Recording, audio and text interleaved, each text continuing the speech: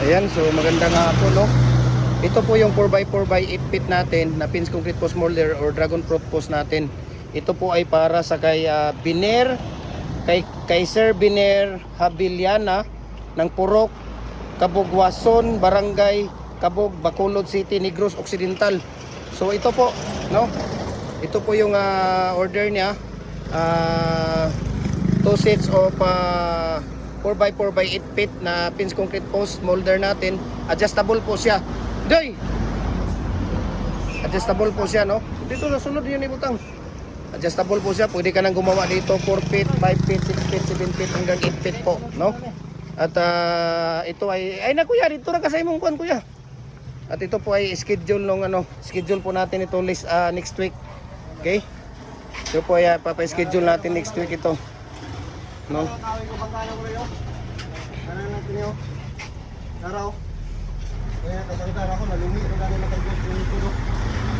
Sige. Diyan lang dong. Diyan.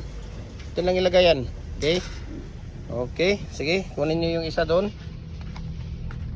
So ito po yung para sa kanya, no?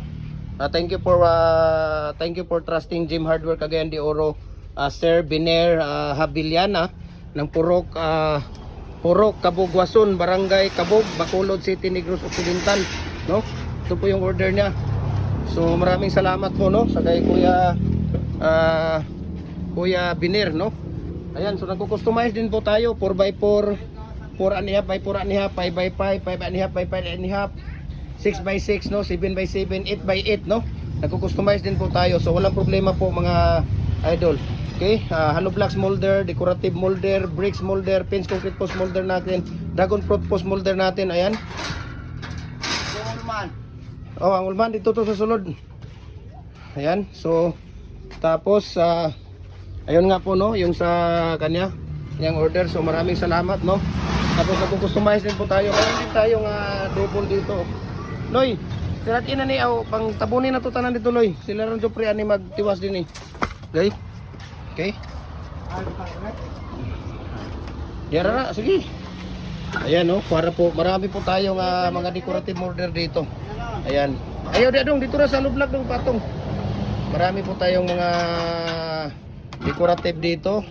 Bricks molder natin, lower blocks dire na. Ayan. So message nyo lang ako, i-share ko sa inyo ang price list at shipping details, no? Ayan, so kung makikita ninyo, ayan, marami po tayo dito. Marami po tayo dito mga natin, mga bricks natin, no? Ayan, message nyo lang ako, share ko sa inyo ang price list at shipping details. Ayan, so kung makikita ninyo ito, dito si Kuya gumagawa ng tawag dito, yung stirrup natin. Ayan, yung pinaka-stirrup natin na ginagawa ni Kuya. Okay, tapos dito si Jupri gumagawa ng matting art. Ito po yung ginagawa ng matting art para sa ating dragon fruit post or pins concrete post natin. Okay. Ayan, si Kuya gumagawa ng matting dyan. Makikita ninyo.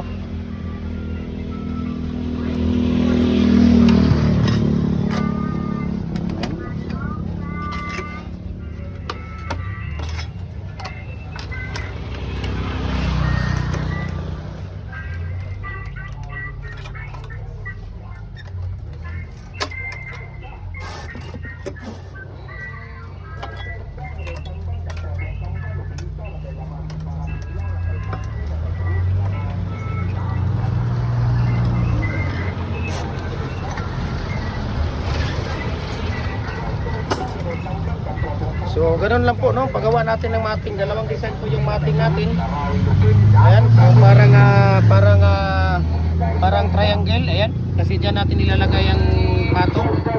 Tapos ito yung parang Y natin. Ayan, so kasalukuyang gumagawa dito si Kuya Jupri, ayan. So ganun lang po, no, paggagawa natin. Ayan, so message nyo ako. I-share ninyo yung share ko sa inyo yung price na shipping details, no. Ayan, maraming salamat. Ayan.